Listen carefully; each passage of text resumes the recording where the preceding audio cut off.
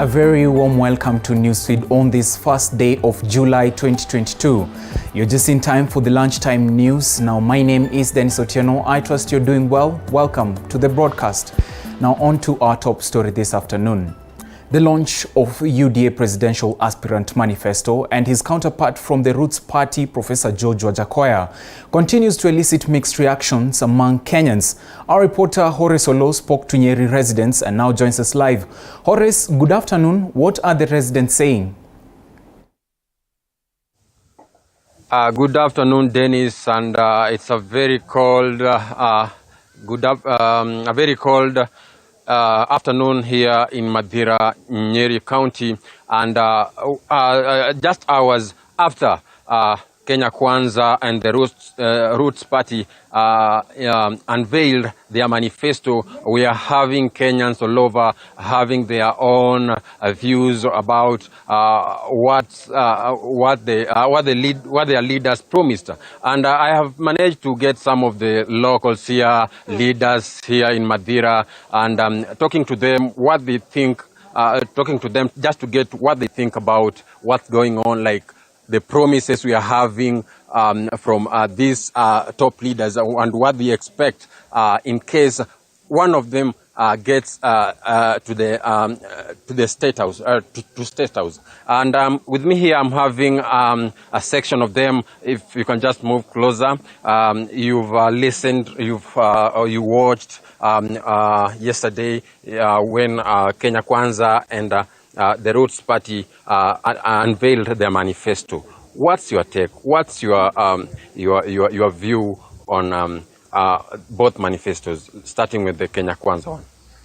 Thank you very much. My name's David Kafada. Currently, I'm the MCA for this ward. We are here in Madera, and if I am just going to comment about the manifestos, first and foremost, I was very, very, very proud of the manifesto brought forward by my party leader, Dr. William Ruto.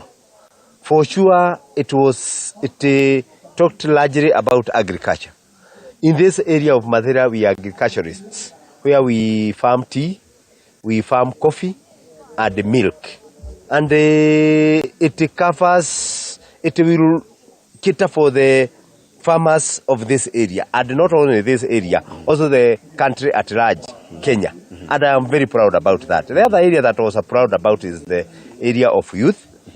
And we have this issue of the 50 billion that the Deputy President said he will offer in his government. This will help our youth. In fact, for sure, for Leo, we have been having large problems about unemployment in this country of ours. And this money will help our youth. That money will trickle down. Here in Madera constituency, we will have maybe 100 million. People will take loans, and we will be able to get jobs as far as that one is concerned. Also, something I can also comment that I'm also proud about is the cost of living here has been very high. And I can tell you, he promised to lower the costs of living in the next maybe 3 months. Like now, currently, we are buying flour at 230 shillings. That is very serious. Honestly, all our people are not even able. That is why you find even the campaigns have become very hard. Wherever you go, people are asking for flour. And when people ask for flour, even if you give 200, it is not even enough to buy a packet of flour. So I'm proud about this manifesto. It will lower the cost of living. And I'm proud that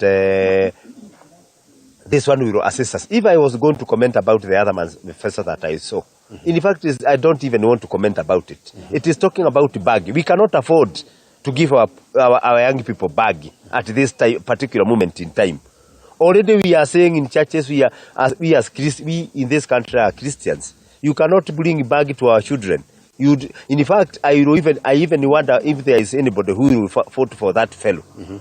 But Wajackoyah's manifesto will, if it really works, then it will benefit the people of Nyeri the most.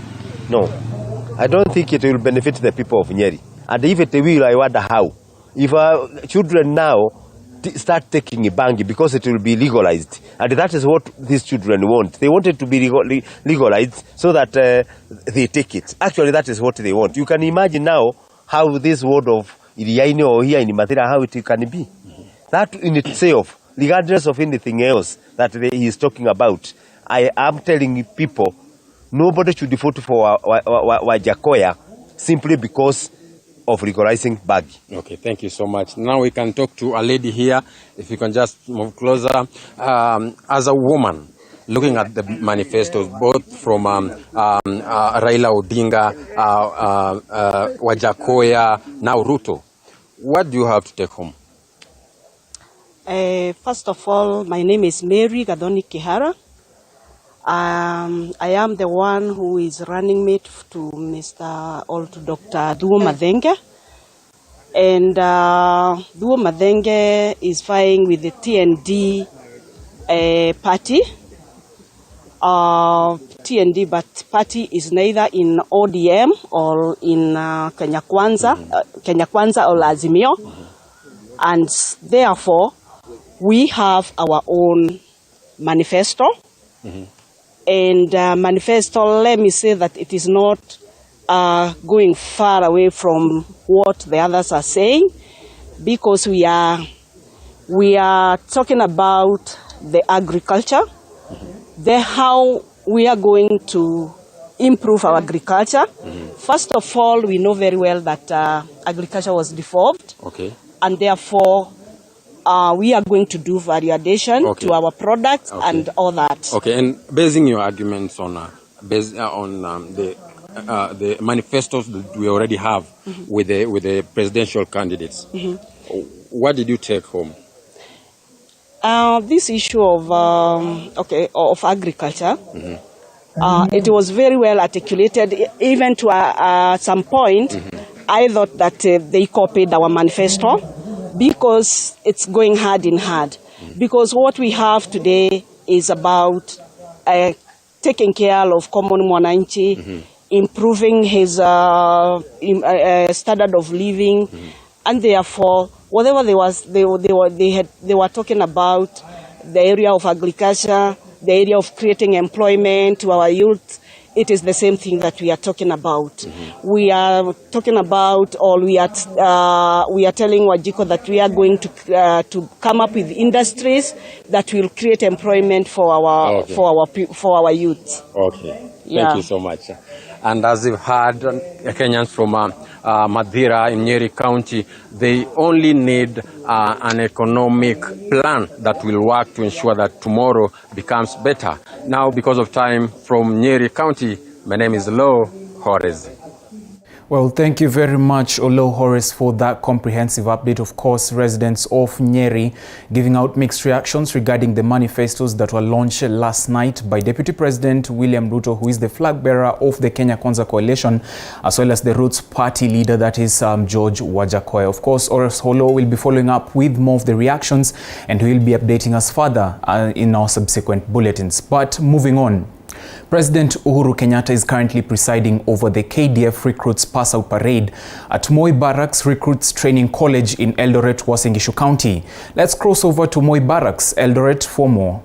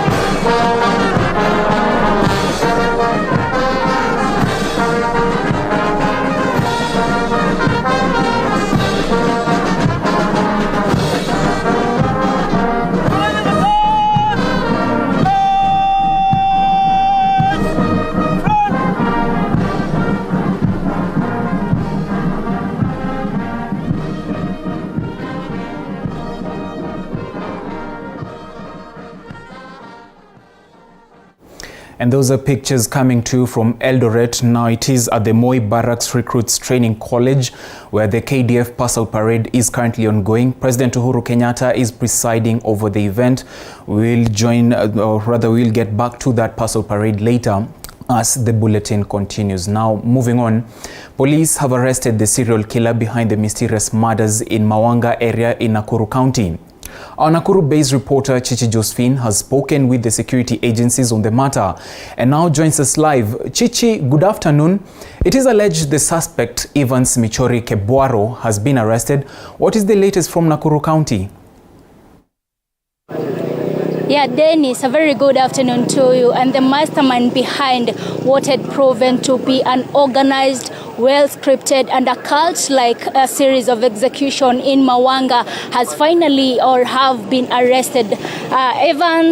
His name is Evans Michori Kebwaro, who was arrested yesterday in Kiroka in Kisii County. Remember, this comes after 24 hours when Fred Matiang'i was in MAWANGA, and also he addressed residents in MAWANGA where he promised that he's going to conduct or also to deploy a mechanism to ensure that the people behind the killings are brought to book. And therefore, remember, just before he was brought to Nakuru, on his way to Nakuru, he also named or brought out names of his fellow accomplices, where one of them is Julius Otieno, who is 27 years, Josephat Simiyu, who is 24 years, Dennis Mbolo, who is 25 years, Isaac Kinyanjui, who is 18 years, and Makoha Wanjala, who is 25 years. Remember, also, he has since been established to be a jailbird with who has been convicted before and has been sentenced before and also has served sentences in prison. And therefore, today, allow me to talk to residents in Nakuru County.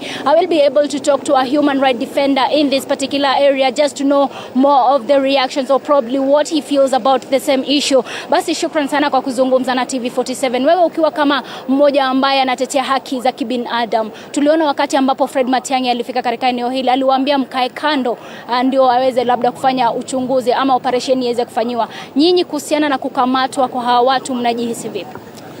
Kwa majina mimi naitwa David Kuria. Mimi ni mwanaharakati. Nafanya kazi na Nakuru County Human Rights Network. Na katika hiyo habari ambayo tumesikia ya kwamba yale mauaji ilikuwa kwa MAWANGA ya wanawake watatu, watu 6 already wameshikwa. Tunasema ni hongera. Na kuhusu vile nilikuwa nimeenda katika hiyo mkutano, the CS baraza meeting ya security, na nilisikia akisema ya kwamba wanaharakati hawatamrecture akifanya kazi yake. Hatukuelewa kwa nini alisema tunamrecture, kwa sababu as long as he is doing his work within the boundary of laws, hatuna shida. We as human rights defenders, we don't condone criminal, because we feel we also residents, and we also feel we need to have security for our people. So I think he was maybe misled by his officers that we are the people who are not, maybe we are the people who are maybe interfering with their investigations, but it is not true. It is not true. Labda wakati ambapo kulikuwa kukiendelezwa upelelezi zaidi, nyinyi kama watu ambao wanatetea haki za kibinadamu mlichukua jukumu lipi labda kuingilia katika upelelezi? Sisi kama watetezi wa haki za binadamu tuko katika field, and we are doing monitoring against the violence zile zinaendelea. Wakati huu tunajitayarisha kuhusu uchaguzi, na tuko kwa field mpaka uchaguzi ishe, na hata baada ya uchaguzi tuko on field work tukiangalia vile kunaendelea. Kwa hivyo hata sisi tulisikia vile kulienda, na baraza meetings tumekuwa tukihusika tukifuatilia, na pia tunajaribu hata pia kuongea na watu wetu kuambia waweze kuweka amani na katika hii muda ya uchaguzi, na hata wakati ya uchaguzi wasilete furugu. Shukran. Therefore, Dennis, remember that is one of the people who is a human rights defender in this particular county, and therefore, like I had told you, the 6 thugs, of course, who are arrested. Remember, the 5 were arrested in Nakuru, but the main or the mastermind was arrested in Kiroka, that is in Kisii County, and therefore, currently they are at DCI headquarters in Nairobi, where they are supposed to be interrogated further, and of course, investigations further are supposed to be conducted. Remember, I had spoken earlier with the Regional Commissioner Mali Mohammed, who will be talking to us later in the day. He's not in the county, he is in Eldoret, or that is, he was in Gishu County, but he confirmed the incident. He rather confirmed it, that they have been arrested, and of course they are at the DCI headquarters. I'll be able to speak to the Regional Commissioner later in the day, or probably in the afternoon. I'll be able to talk to him just to also get more information about this, and I will be able to inform our viewers to what will be happening. Remember, as at right now, the 5 or the 6 thugs, that is plus Evans, who is Kibwaro, who is the main or the mastermind of the killings, are currently at the DCI headquarters in Nairobi. Therefore, allow me keep an eye on this, allow me get more information about this. Like I have promised you, I'll be able to talk to Mohammed Maalim, who is the Regional Commissioner, just to get more information about this. Therefore, from in here, Chichi Josephine, over to you, Dennis. Have a good day. Thank you very much, Chichi Josephine. It is absolutely reprieve to Nakuru residents after the main culprit was arrested. Now remember, in the recent times, Nakuru has been plagued by crime. Of course, a group known as Confirm being, or rather terrorizing Nakuru residents. But like you can see, the security agencies have been putting their best foot forward to ensure that security prevails in Nakuru County. Now, from the update by Chichi Josephine, we'll do a short break, but don't go too far. When we come back, we'll be giving you more news, so stay tuned.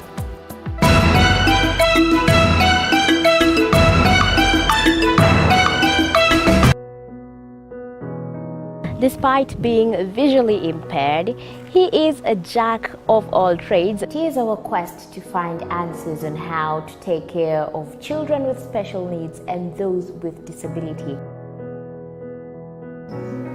You do not need to see musical notes to understand music, but rather to have your soul feel the vibe.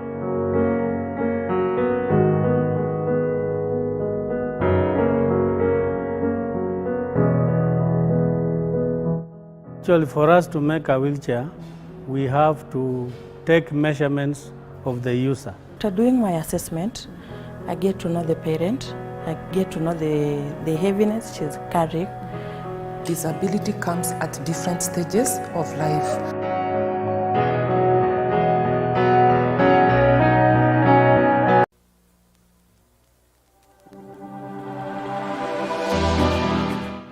Well, do you know what's happening around you? Morning Cafe with heated political debates. Baraza la Siasa. Hiyo kitu azungumzie, angalie hali ya maisha ya watu. Informative health discussions. Business, farming. Tasty Wednesday, Fitness Thursday, and Feel Good Friday with amazing DJs, celebs, waimbaji, kuna comedians, alafu kuna wajinga, and music bands every Monday to Friday from 6 a.m. to 9 a.m.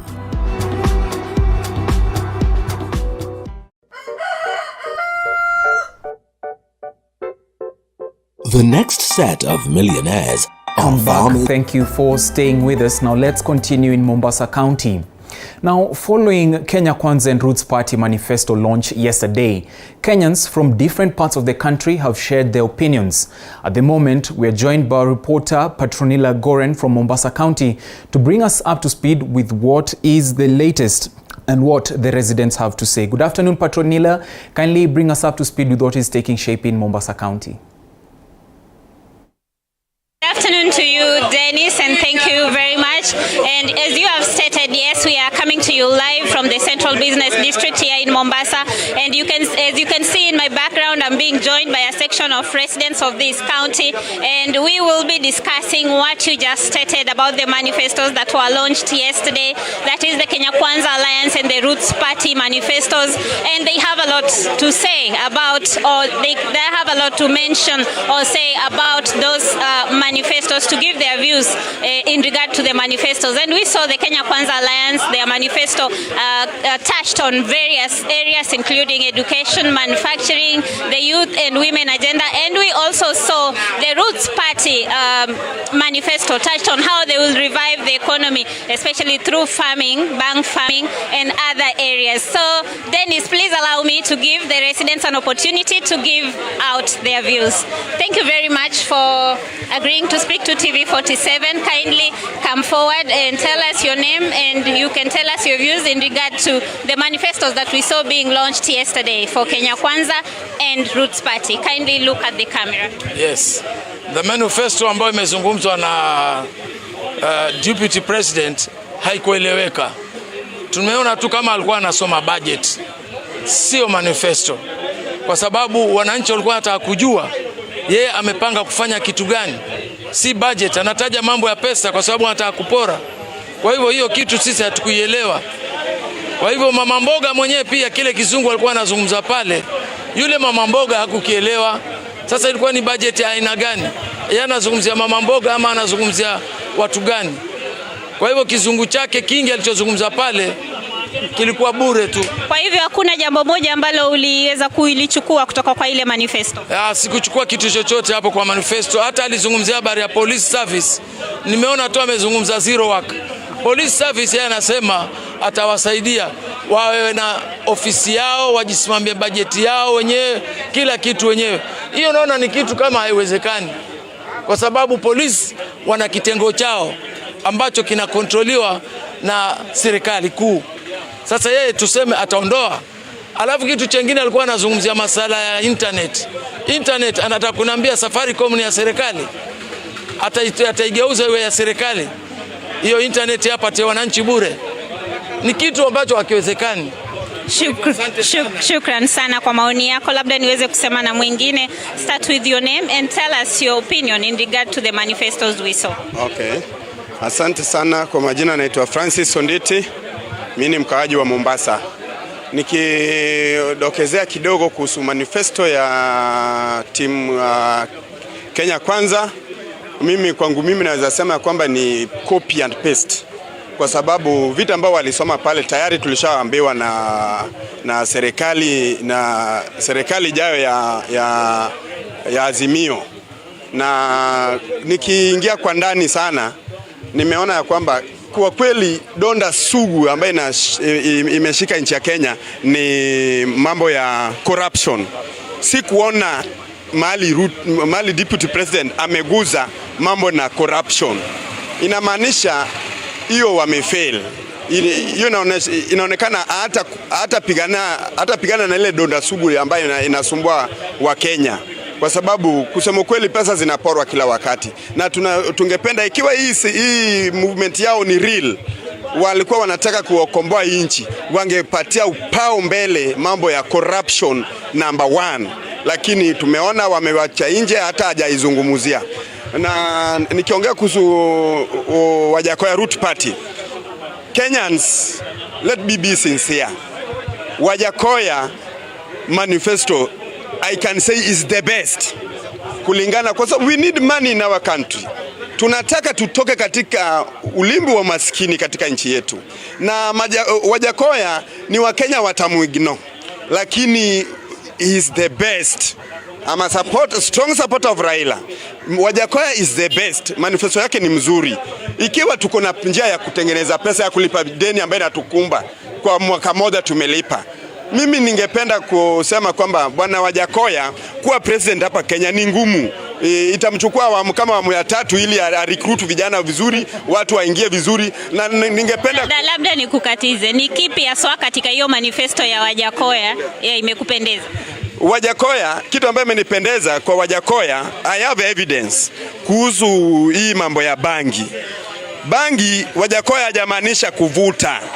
Wajackoyah anamaanisha kutengeneza bangi iwe dawa. I want to prove here. Na nataka watu wote waone.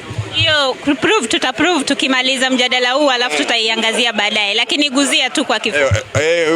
Waza niguzie.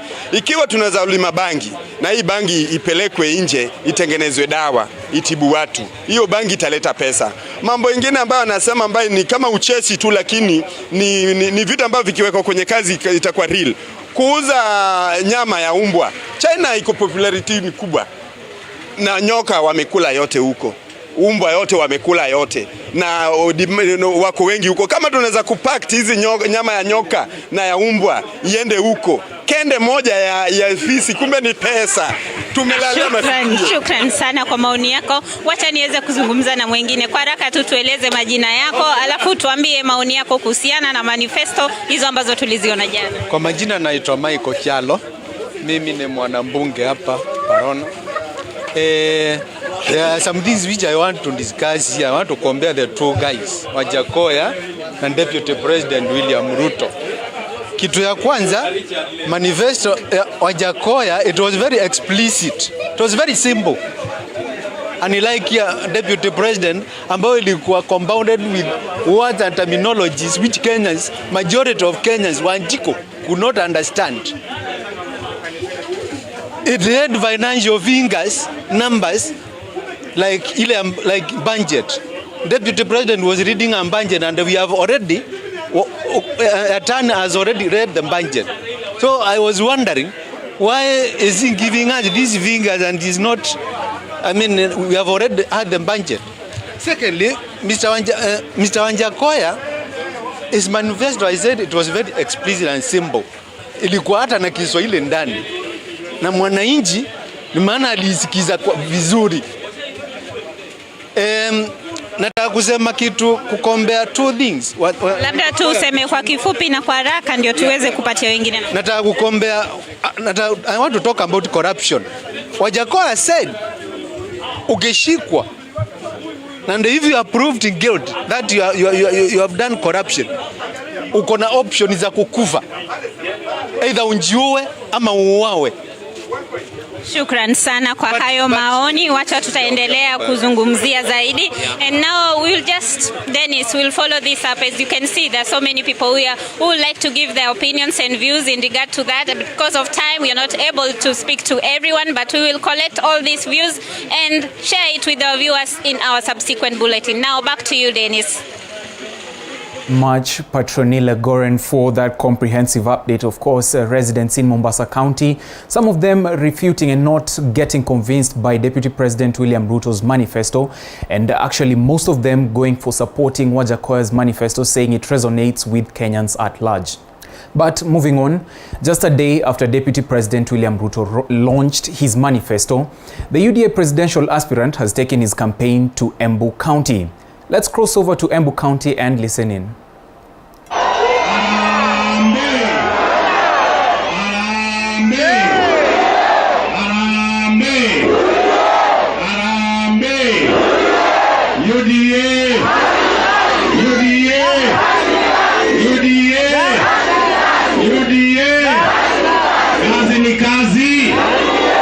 Kazi ni kazi.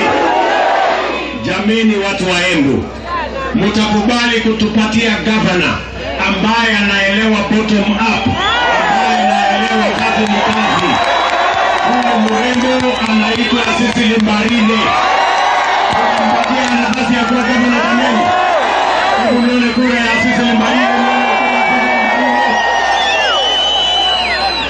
Na seneta mtatupatia Wakenya kwanza. Kati ya huyu mheshimiwa Kariuki na huyu Mundiki mtatusaidia moja wao. Ninyi mtaamua. Hebu nione wala anasema ni Kariuki ama Mundiki. Na Gitonga jameni. Na Gitonga.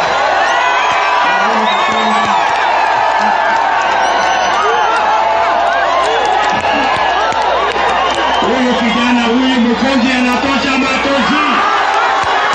Mkonji anatosha matoshi. Hebu nione kura ya Mkonji jameni.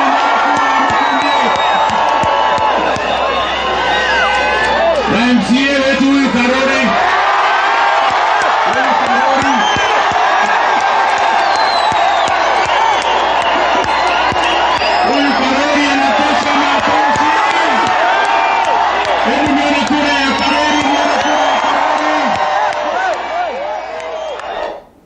It is the situation as it's coming to you live from Embu, where Deputy President William Ruto is leading his campaigns in Embu County. Now, of course, pushing his agenda to get elected in office come August 9th. This comes barely a day after he launched his manifesto. Of course, it is a story that our reporters are on ground from Embu County. They will be following up on it and they will be bringing you up to speed on the same in our subsequent bulletins. Now, on that note, we'll do our second short break, but don't go too far. We'll be right back.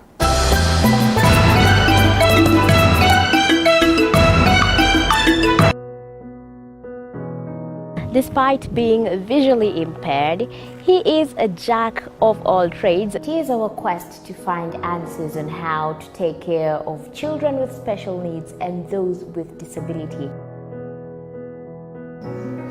You do not need to see musical notes to understand music, but rather to have your soul feel the vibe.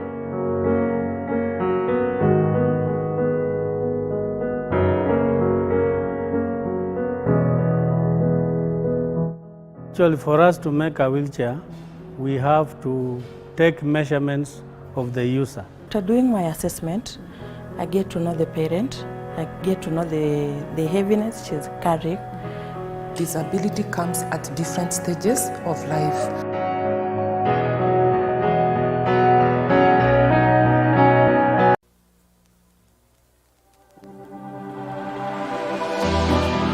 How well do you know what's happening around you?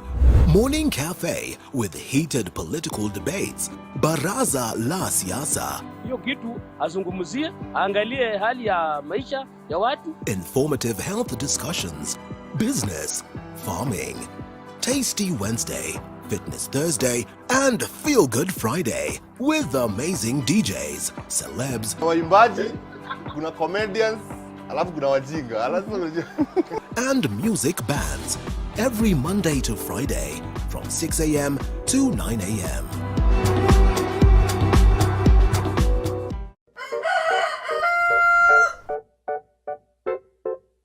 The next set of millionaires are farmers, as we know agriculture has been and still is the backbone of our economy. As we traverse, watching TV 47, the home of untold stories.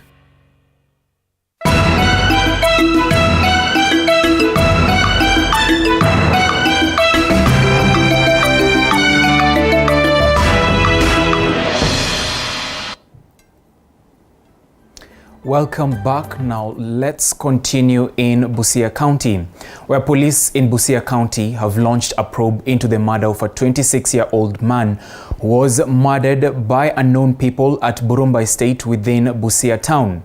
Busia Sub-County Commanding Officer Patrick Maundu confirmed the incident, adding that the victim was operating an M-Pesa shop at Soko Matope Market and the suspect might have followed and shot him near Breeze Hotel. Maundu urged residents and night guards to be vigilant, alert, and report any suspicious activities and individuals. Jana yangu amekuwa anafanya M-Pesa pale sokoni, na ndipo alikuwa ametoka pale akifunga kazi yake akaondoka kwenda kwa nyumba penye anakaa. Inasemekana alipofika karibu na penye anakaa ndio watu fulani wakatokezea ambaye waliweza kumvamia, na hapo ndipo kulitokea hayo mambo yaliyotendeka. Kijana mmoja wa miaka 26 aliweza kupoteza uhai yake. Hii ilitokana na watu 3 walikuja wakiwa wanatumia pikipiki na wakafuata ule kijana mpaka mali anaishi, ambapo kulikuwa na commotion na baadaye wakaweza kumpika risasi, lakini akaweza kuwa pronounced akiwa hospitali. Naambia hao wananchi, tafadhali, especially hao watchmen, uko na pirimbi na hutaki kutumia, tumia hiyo pirimbi. Hata kama unatumia, kama unakimbia unajipicha, tumia hiyo pirimbi ndio iweze kualert watu. Security organs within Busia to do something about the rampant thuggerism in this county. Now, from Busia County, we cross over to Kwale, where a school in Kwale County has shifted focus in developing and nurturing skills among learners, with students allowed to showcase their talents. The program is helping to mold the students' character. Mudhoni Maina tells us more. It's all music, dance and jubilation incorporated with a detailed regalia in Kwale Girls Secondary School, in line with the newly developed Nurturing Skills school-based program. Kwale Girls Secondary School Principal Anastasia Musili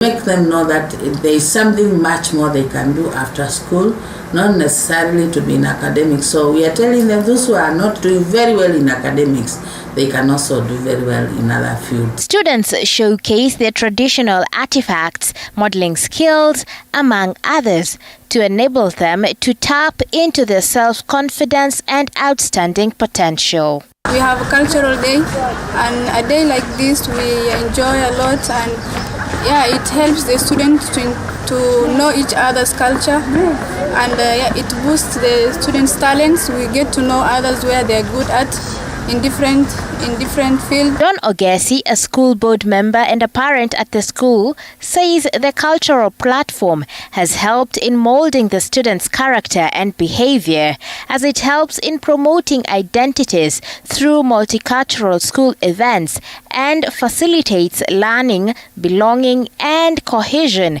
among the students.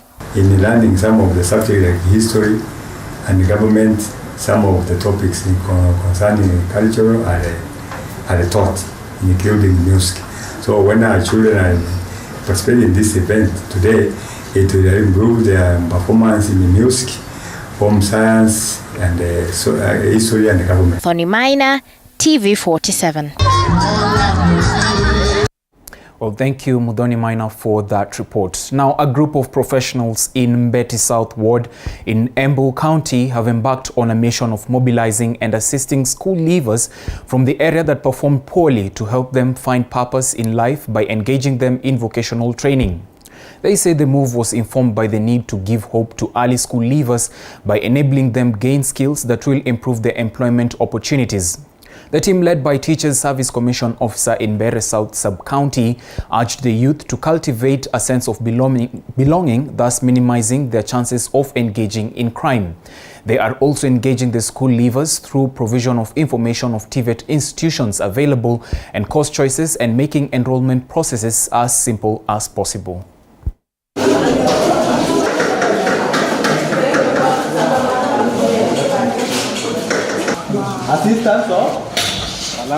Nina hakika ya kwamba kwa njia moja ama nyingine hili litatusaidia kupunguza crimes kwa vijiji, kupunguza kupotea kwa vijana, na la muhimu zaidi kupunguza kutumika kwa vijana wetu kwa njia zisizofaa. So tunasema asante sana kwa hii program, itatusaidia sana.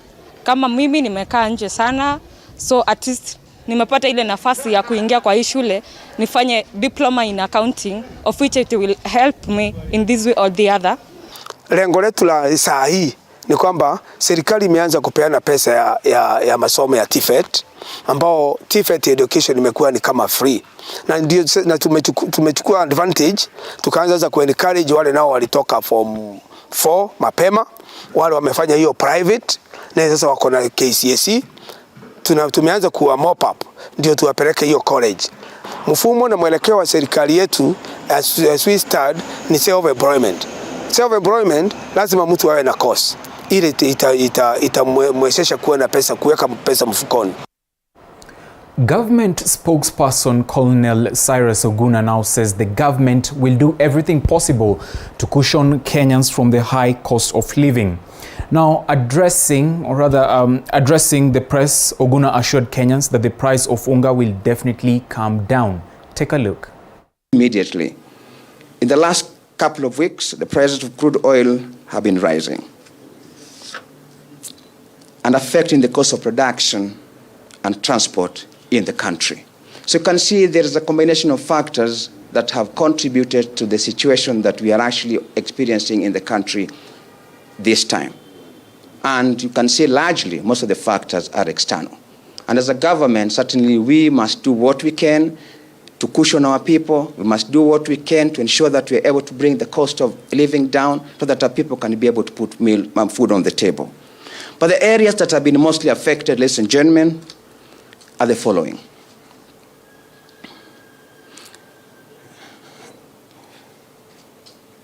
Retail prices of 2 kilograms of unga has gone up. Ngano, which is basically chapati, has equally gone up.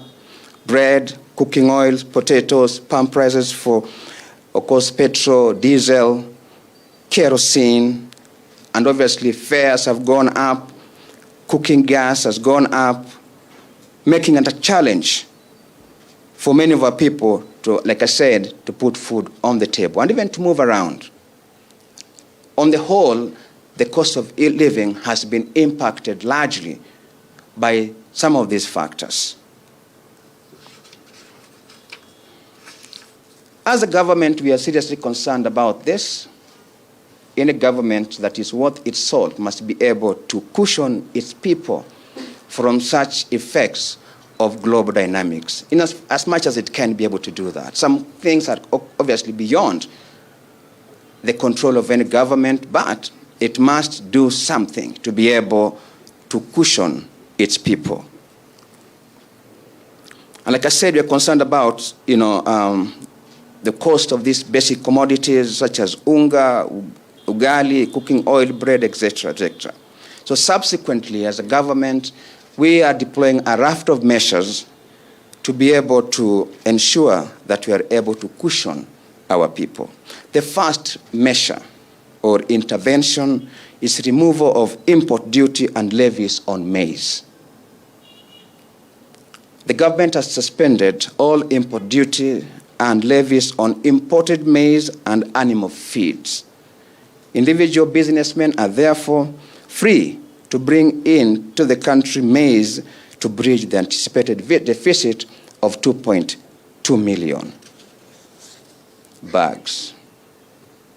The waiver is only for 540,000 metric tons, which is equivalent to 6 million bags of white maize for 2 months, the month of July and August, before the next harvest. It is important for us to appreciate and even understand why you're talking about the next harvest, because we're expecting the next harvest to be there at the end of August, and therefore we cannot flood in the market, yet we're just about to harvest. And therefore, the 2-month window is to allow for harvesting to take place. So once maize has come back into the market, then there will be no more importation. The importation of this quantity of maize will certainly bring down the prices of unga, because even farmers who have been hoarding maize will be forced to release their produce to the market. Of course, there is what we call... Now, from the update on the high cost of living to a very philanthropic deed in Kilifi, where a family in Kabatheni village in Kaloleni constituency, Kilifi County, has donated 8 acres of land for the construction of a secondary school. The family members said they willingly donated the land for the construction of the school to ensure children in the area access the school. Now, Kaloleni Member of Parliament Paul Katana led a groundbreaking ceremony of the school, which he named Paul Katana Secondary School, saying that the NGCDF has allocated 32.5 million shillings for the construction of the school. Juma Honde, who spoke on behalf of the family, said many girls have been impregnated by sex pests who take advantage of the distance. Now the girls walk to school. During the groundbreaking ceremony, the family also donated 4 more acres for the construction of a health facility. Nataka kwa nafasi ya kipekee yake niweze kuishukuru hii familia ambao wametoa shamba lao ekari 8 bila kuuliza hata ndururu. Tuwapigie makofi. Kwa sababu mimi leo nimekuja kuzindua hii shule na mambo ya hospitali ni ya county government. yule gavana wangu ambaye nitakuja naye hapa kwa uwezo wa Mwenyezi Mungu kabla kura hazijapigwa, Gideon Maika Mung'aro, nitamwambia ahakikishe hiyo shamba imejengwa hospitali hapa. Family tuliamua kwamba tutoe hii shule kwa sababu watoto wetu wanaenda mbali sana kwa kusoma. Tukafikiria kwamba tutoe shule hapa na kiwanja ya hospitali. Na tukaungana sisi wenyewe kwa wenyewe, tukasema hiki kiwanja tutoe bure na tukatoa hiki kiwanja. Absolutely philanthropic deeds and philanthropic title deeds. Well, congratulations to the family that donated their parcel of land. Now, the government, through the Ministry of ICT, has promised to continue supporting the Ajira program that has benefited at least 1 million youths in the country. Speaking during the launch of the training of the accredited suppliers and counties on ICT standards, Principal Secretary of State Department for ICT and Innovation, Jerome Ochieng, said that the Ajira Youth Program has created an online platform for youth to get jobs, hence eradicating unemployment among the youth. The government has also promised to increase the infrastructure in ICT and innovation to ensure youth from remote areas access online jobs.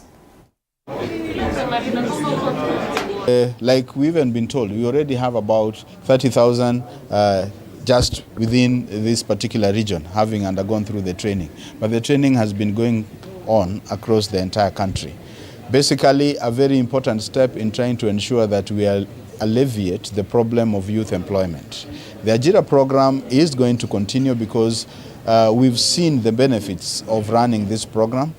Young people, and they can confess, that are actually continuously engaging in online jobs. Previously, people did not understand what online jobs entail, but actually, as time goes on, they all begin to appreciate and to really participate. Because you can work for many agencies at the same time. You can work at your time of convenience, and also you can work, you can work for multiple organizations and also work at a time of your convenience. Elsewhere, widows and widowers in Kilifi County are crying out to the government to help them with economic empowerment as a way of sustaining their families, as they gathered at the Vitengeni grounds in Ganze sub-county to mark the International Widows' Day. It was revealed that Kilifi County alone has more than 39,000 registered widows and widowers, with most of them living in abject poverty. Now, the event was graced by the Chief Administrative Secretary, CAS, in the State Department of Gender and Social Services, Lina Chebi Kilimo. Former devolution CAS Gideon Mung'aro, Kilifi Women Representative Gertrude Mbeyu, and Ganze Member of Parliament Teddy Mwambire. Mbeyu said that widows and widowers should be factored in the cash transfer popularity known as pesa kwa wazee, since most of them were elderly and jobless.